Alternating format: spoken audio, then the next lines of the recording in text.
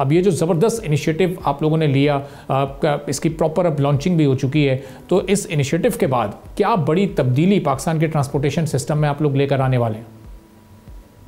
جی، یہ ہمارا تہیہ ہے کہ اپنے تمام ٹرانسپورٹ میں ہم الیکٹرک وہیکلز کا کی انٹروڈکشن کرائیں. تو یہ ایک پہلا قدم تھا. ابھی کچھ اس کے لانچنگ میں جو ہمیں لرننگ ہوگی اس کے حساب سے پھر ہم اپنا باقی پلان انرول کریں گے. تو انشاءاللہ جلد ہی آپ تمام ہماری انٹرسٹی روٹس پہ الیکٹرک بسز آپریٹ کرتے ہوئے دیکھیں گے. تو فیض صاحب، یہ 350 کلومیٹر کا فاصلہ یہ طے کریں گی. ابھی ظاہر ہے ہمارے ملک میں ہم دیکھتے ہیں کہ کوئی انفراسٹرکچر نہیں ہے چارجنگ کا، تو ابھی جو چارجنگ اسٹیشنز ہیں وہ آپ کے جو اپنے اسٹیشنز ہیں وہیں پر موجود ہیں، یا پھر راستوں میں بھی ان کا کوئی جال بچھانے کا آگے پلان ہے؟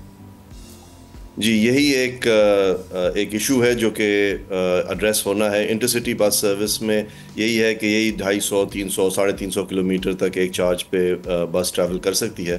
تو اس لیے ہمارا پہلا قدم تو یہی ہے کہ تمام اپنے شارٹ روٹس پہ، جن میں لاہور سیالکوٹ تو پہلا ہے، لیکن لاہور فیصل آباد، لاہور سرگودا، لاہور ساہیوال، کراچی حیدرآباد، اس طرح کے روٹس پہ ہم پہلے انٹروڈیوس کرائیں گے. ہماری امید تو یہی ہے کہ اوور ٹائم آپ یہ دیکھیے گا کہ انشاءاللہ یہ بیٹری ٹیکنالوجی جس تیزی سے اس پہ کام ہو رہا ہے، وہ یہ جو رینج ہے یہ امپروو ہوگی، اور انشاءاللہ یہی بسیں 600 800 کلومیٹر ایک چارج پہ بھی کر پائیں گی. اور اس وقت آپ دیکھیں گے کہ یہ بسیں پورے پاکستان میں اور ہر روٹ پہ چل رہی ہوں گی.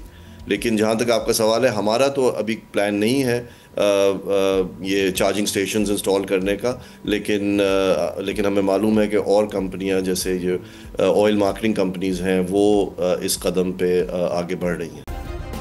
سبسکرائب کریں اور بیل دبائیں تاکہ کوئی خبر رہ نہ جائے.